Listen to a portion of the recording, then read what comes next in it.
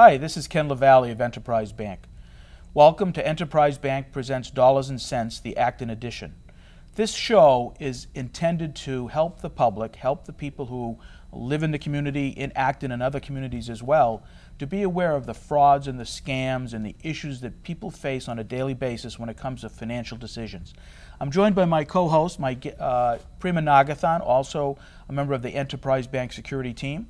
Prima, would you like to say hello to the fine people of Acton? Well, hello everybody, and a very happy new year.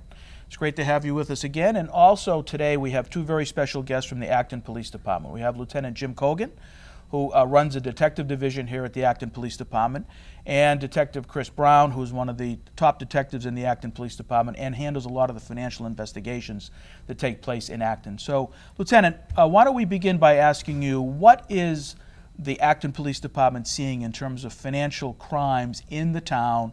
Are there many opportunities for people to commit fraud, and is that happening in the town of Acton? It is unfortunately occurring in Acton. We do see a fair share. We have a fair share of reports concerning identity theft, as well as scams and frauds. I wouldn't say it's a problem that's unique to just Acton. Right. It's something everyone faces. Sure. And we do our best to help educate people. Yeah. On how to protect themselves, and that's why we're here today. Sure. Give me an example of some of the things you've actually seen, some of the cases that your department has investigated that people have been victimized.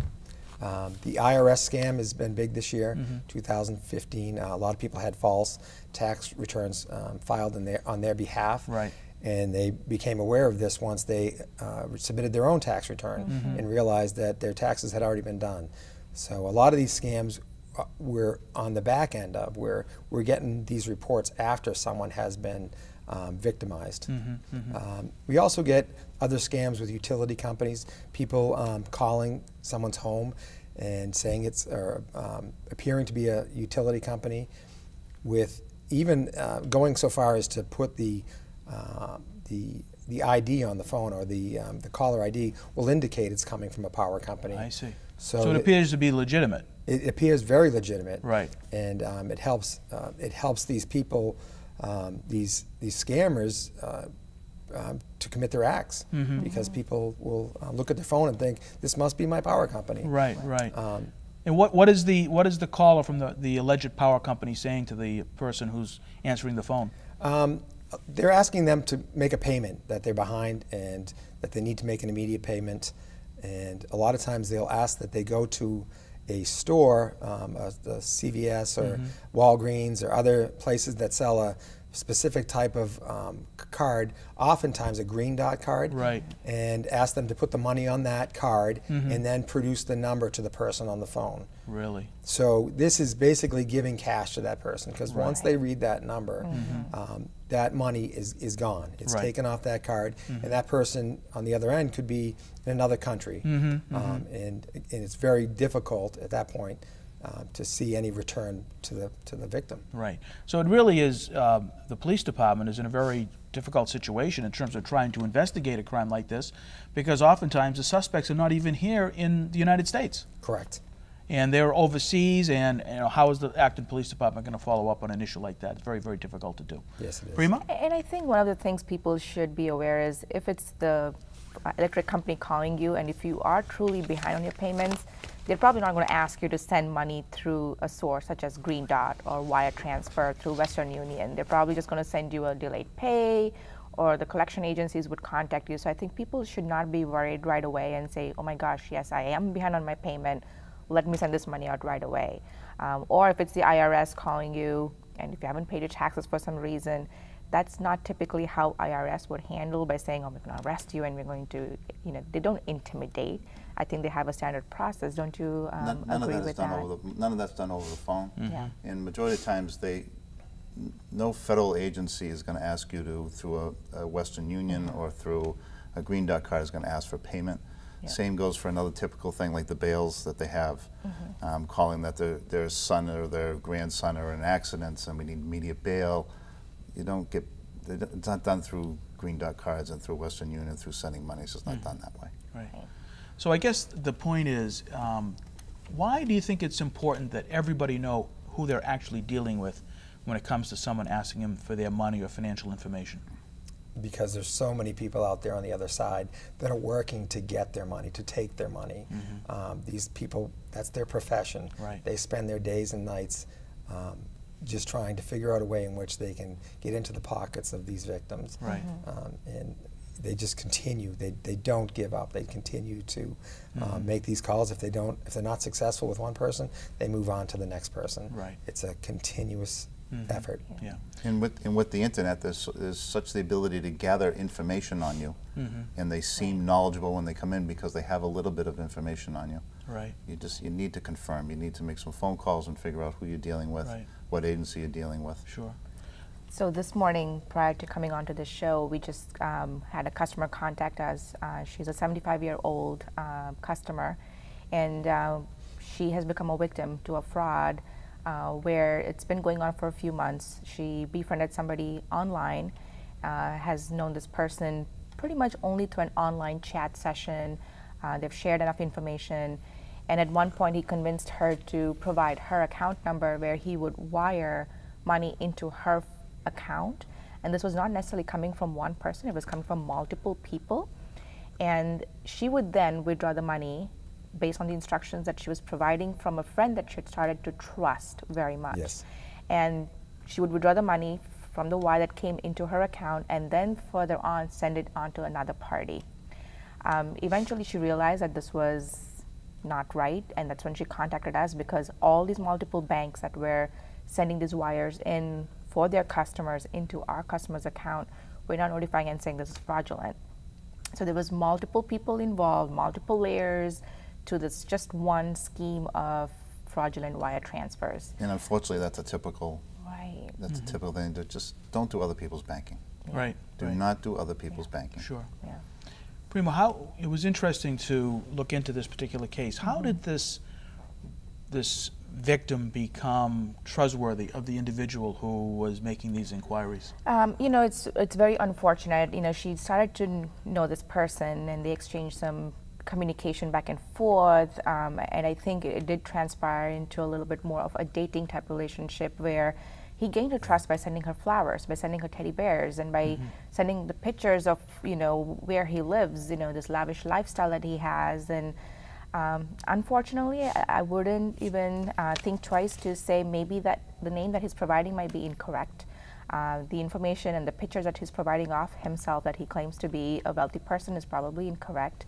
And as you had mentioned earlier in this conversation, he's probably somewhere overseas, has her information, has gained her trust, and is now using her for whatever fraudulent transactions he's looking to do. The customer had a hard time understanding as to it wasn't really her money, it was somebody else's money coming in, and then she was just wiring out, so she didn't see how it was a loss to her. But we had to explain, now this is fraud. You are involved with the fraud, so she has to go and file a police report, and she's potentially part of the fraud scheme herself. Although she's a victim, she's enabling this to happen. So that's when she was really taken aback and realized that she should not have done this. Yeah. It's interesting how that information gets out there. How was she contacted? How did this person gain her identity? Was it on a social network site, a dating site or something like that, where people put their pictures? They put a lot of information out there for others to have. Right. Yeah. I mean, and I know it's a lot of people go online to find friends and dating relationships. It's perfectly fine. I think you just have to be very careful and do your homework. And know when to say, let me think about this before I provide my information, or call your bank, call the local law enforcement, call a trusted friend and discuss with them and say, does this seem right? Why would someone want my account or most my dating people information? eventually end up meeting. If you're never meeting, or there's always an excuse where there's never a meet, that should be a huge warning. Yeah. You know, it seems that some people are vulnerable to this type of fraud because they really truly want to enter into, they're lonely. They want to enter into a relationship with someone, and they think they found someone. So it takes time. They nurture this relationship. It doesn't happen overnight. And eventually you start to believe that this person actually is someone you're in love with. and you start to trust that person, and you now start to do the things that this person asks you to do, and you're not thinking about the possibility of this being fraudulent or illegal. Have you seen those cases here in Acton? Absolutely. You have? Yeah, yes. Yeah. Unfortunately, people do prey on lonely people. Right. And those people, if you think about it, they have, they're lonely and have maybe a few friends that they could talk about these things with, to let them know that, hey, I've met this new person online, you know, they become my friend. A lot of times, if you tell that story to someone else, they may pick up on the fact that this just doesn't sound right. There'll be certain elements about the relationship that are suspect. Yes. And we unfortunately do see those cases. Yeah. I think psychologically, people do indeed want to find a soulmate. And another thing psychological that people want to do is win the lottery. Yeah. And how do people fall victim to that? If you didn't play the Canadian lottery, you didn't win the Canadian lottery. And I know it sounds very simple, but there's so many lottery scams that come out there. You have won, but you need to pay taxes first. Please send this. If you never bought a ticket for the lottery, you didn't win the lottery. Right. It's just that simple. Yeah. We had actually, I remember one of our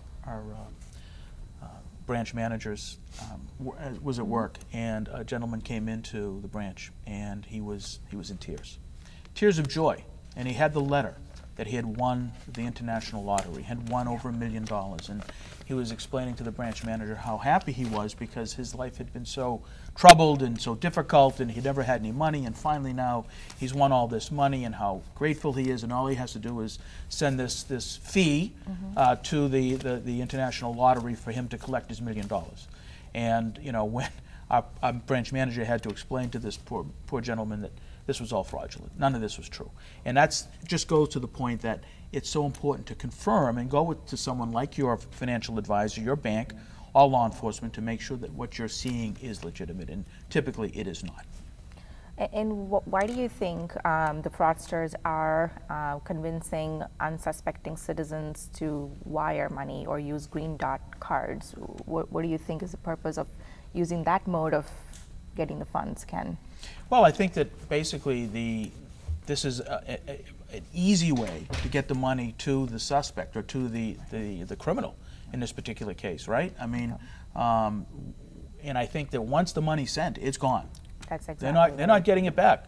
Right. It's gone. It's instant cash. Right. Well, it's instant cash that is very hard to trace. Right.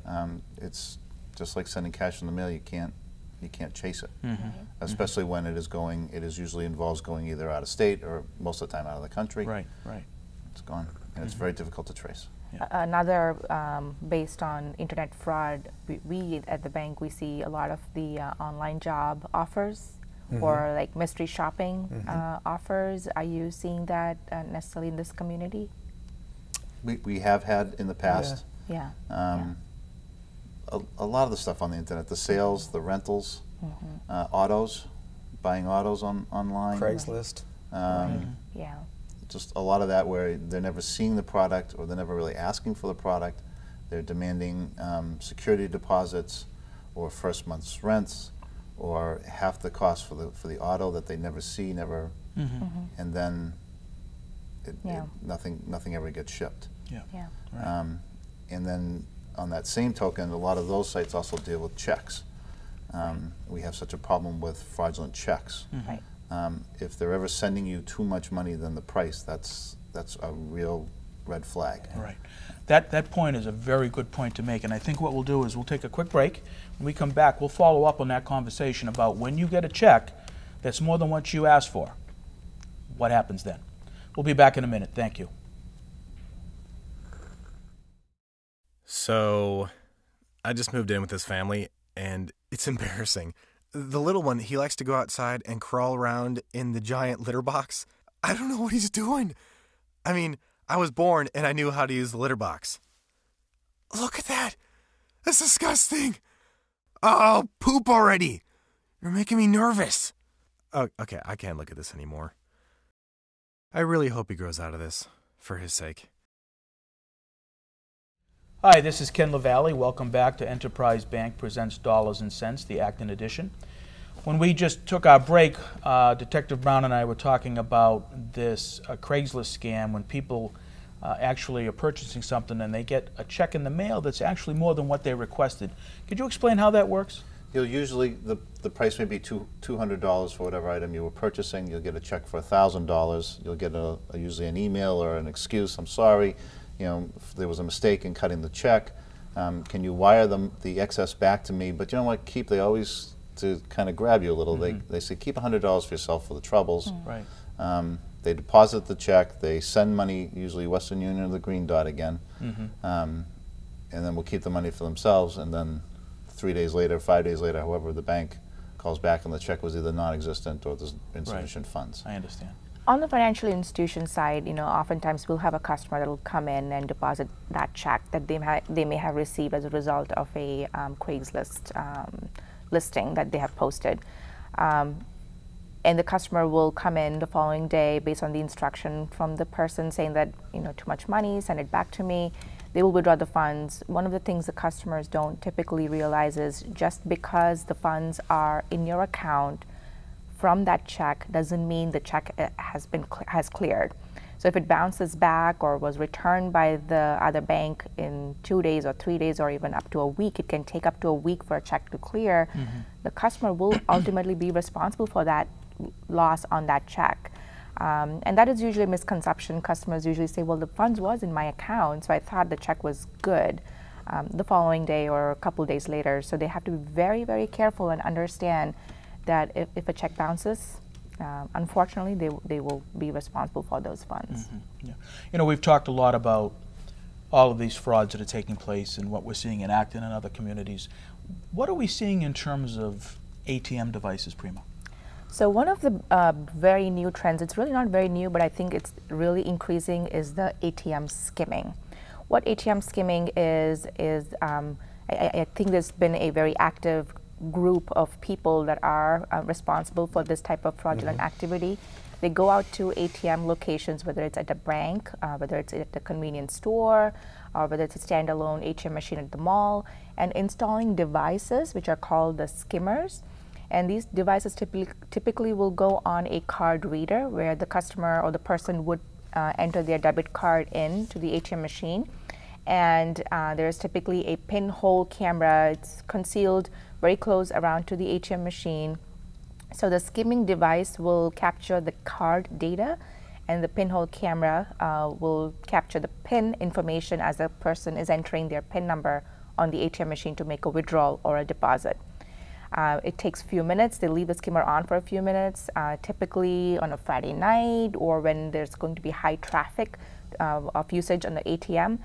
Steal the data and steal the PIN number. Now they have the two pieces of information they really need, and within minutes that person will see multiple ATM transactions unauthorized happening anywhere in the country or maybe even internationally on their debit card. So we're seeing a huge issue with ATM skimming, and I know on the bank side we've been proactive with trying to install some anti-skimming devices and some type of thing that may capture some of that unusual activity, maybe not everything, but we're certainly seeing a very much increase in ATM skimming activity just nationwide, everywhere. We've seen it in our area. You've seen it in this region? And it's important to pay attention to your credit card invoice when it comes in. Right. Make sure you go through it. Reading your financial statements. Correct. Yeah. We it's interesting because I think some of these criminals are now becoming sophisticated to the point that they're not actually attaching the skimming device to the machine, but putting it on the door reader. Yeah. So now, knowing that indeed potentially that the customer is going to be kind of scrutinizing the machine and making sure there's nothing there, they don't think about the door. So one of the tips that I have for all of the people who are viewing this today is when you actually go to your door, if you're going to actually enter the area ATM machine, at the ATM machine, so particularly a standalone, right, you can use any card with a mag strip. So it doesn't have to be your actual ATM card that lets you into the area. Of course, you need the ATM card to get you into to use the machine, but to use the door, I just use my Dunkin' Donuts card, and that gets me in all the time, and I never have to worry about them taking the $5 I have on this card and stealing it. I wouldn't mind that. The point is, there are ways to protect yourself, and I know that in addition to using a device to get in or a different type of card to get in through the door, one of the things that is recommended as well when you're actually entering your PIN is to cover the actual the keypad, so that if there is a pinhole camera somewhere inside this machine, you're now preventing them from actually seeing what your PIN number is. And something I've heard recently is sometimes they're actually even putting a pad on top of it, an extra pad, so that I see what you're saying. You can go in and you can punch in your card. It'll still work because the actual pad is below, and they're capturing the PIN numbers like that. I understand, on the pad itself. So they're thinking ahead all the time. They're always, you know, they seem to be one step ahead. They're always looking at different ways in which they can get into our pockets. Sure. Yeah, very, very common. So I think we've talked a lot about, you know, some of the frauds, some of the scams. What other types of financial crimes are we seeing in this region besides what we've talked about already? Is there anything that concern you? Well, we do have a lot of the credit card. They're kind of on the skimming aspect. They're dumping credit cards down on the magnetic strips, and then they go and they're using the bad cards. Right. Which again is something important to pay attention to your credit card bill. When you know, I think it's been mentioned before on your credit card bill, if you see a charge for a small amount of money, you know, could we let's explain how that works? Sure, and it could be on your credit card, your debit card, any statement that you receive, even if it's a small transaction as small as 5 cents. We've seen that, but it's unexplained. You don't know where it's coming from. Make sure you call your credit card company or your bank right away, because that person or that individual or that party is trying to penetrate to the account to see if they can get through it, and they'll keep the amount so negligible that you may not look at a 5-cent transaction. Even if it's a credit or a debit, you may just disregard it thinking maybe it was a fee. But make sure you question it, because if you don't question it, there's a good chance that it might be a much larger transaction that may go through your account. Yes, that's happened to me. It happened to me a couple of months ago. And it was a small charge in a Marriott in Pennsylvania. It was, I think it was $5. I called my credit card company, and they actually reissued my card. They did. With a new number, because they said it had been compromised. And in follow-up, it was my card was being used to attempt to buy concert tickets in Switzerland. Is that right? And it happened, you know, so quickly. So it just shows how important it is to look at your, you know, all of your statements and read them thoroughly and make sure that you're not being victimized in this way. And this was just a $5 charge, which would have led to much greater loss down the road. And the sooner you find it, and the sooner you notify, whether it's law enforcement or your financial institution or a credit card company, the higher are the chances of making some recovery. As time passes, it just becomes extremely difficult to make any type of recovery on those lost funds. Absolutely. One of the things I do want to talk, Ken, is the collaboration between financial institutions and law enforcement. How much we really, as a financial institution, rely on law enforcement when it comes to resources, when it comes to training our employees or our customers or the consumers, or if we have a customer who's become a victim to some type of a fraud. We really rely a lot on law enforcement and working with them with the investigation piece and staying abreast with what's going on with the fraud trends. What do you Well, first of all, I just want to give kudos to the Acton Police Department. The Acton Police Department is really at the forefront of working closely with the financial institutions, not just Enterprise Bank, but all the banks in your community. And I know Detective Brown leads, you know, a group of people who meet on a regular basis at your police department, people who represent every financial institution in the town of Acton. Gives us information, insight, things that are going on. Chris is very proactive when it comes to going out and talking to people at the banks if he gets tidbits of information, let's say from the Commonwealth Fusion Center or wherever it may be, about potential crimes. So thank you for that. That's really, we're very grateful for that. And I've actually gone to other police agencies and said, can you be like Acton? Can you do what Acton does? Because I think that you guys do a great job, and we're very grateful for that. I'll agree with you. Chris has done a great job over the years in building relationships with all of our banks, as you said. And to be sitting here with you two, who we all know each other. This is not our first meeting. Absolutely. This is not the first time we've gotten together, right? We've met. As a matter of fact, you host at the Acton Police Department, the Merrimack Valley Financial Crimes Network meeting, when law enforcement and bank security and bank financial investigators come together. We sit down at your police department and we talk about this meeting is done on a monthly basis, sometimes in Acton, sometimes in New Hampshire, sometimes in Chelmsford, Tewksbury. We get together, we talk about these issues, and we're very grateful for the work you do and the collaboration. And this is really truly an aspect of community policing, reaching out to the community. And what we're doing today, what we're doing now for the community is, I think, extremely beneficial, and it has helped many, many people. We have actually had people have told us they've watched the show that we run in Lowell, because we talked about this being the Acton edition, but we have the Lowell edition as well. And they've gotten a lot of strong information that has prevented them from becoming victimized. So that is what our goal is. Really, it's much better to prevent the crime from happening than to investigate it after it's already happened. Right, right. People need to protect themselves. Right. Do their best to protect their identities, and use good methods, strong passwords or passphrases they're saying now for your account, so that you can protect your own wealth. Right, right, absolutely. It just, from my perspective, from our perspective, and from yours as well, we see this on the rise. We see the days of it still happens, but the bank robberies, the actual, crimes in these banks are now shifting towards this online, this fraudulent type activity, because it's much easier, it's more sophisticated, less violent, so to speak. Sure. And a lot of money. And a lot of money. Go through individuals to get into banks. Right, exactly. They don't have to go to the bank. That's right. They go through individuals, and they're stealing a lot of money.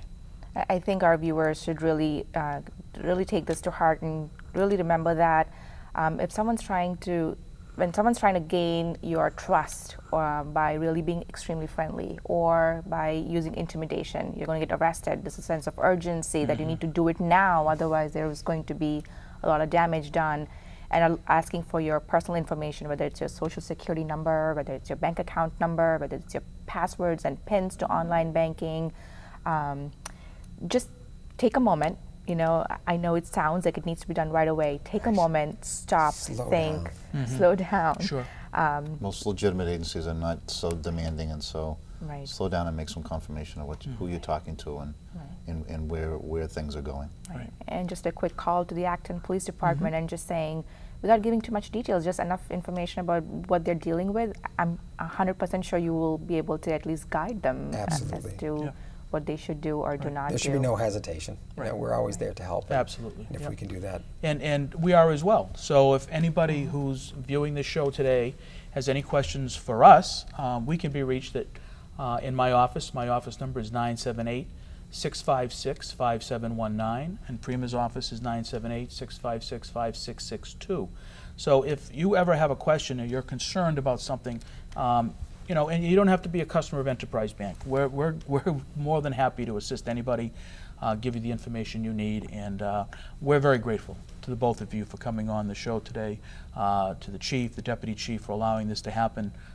Very, very much involved in the community, as you know, and we hope that we've been able to really offer some information today that can be helpful to the community to prevent you from being victimized. So I hope you've enjoyed this show. This is Ken LaValle, Prima Nagathon, saying goodbye. Enterprise Bank presents Dollars and Cents, the Acton edition. Talk to you soon.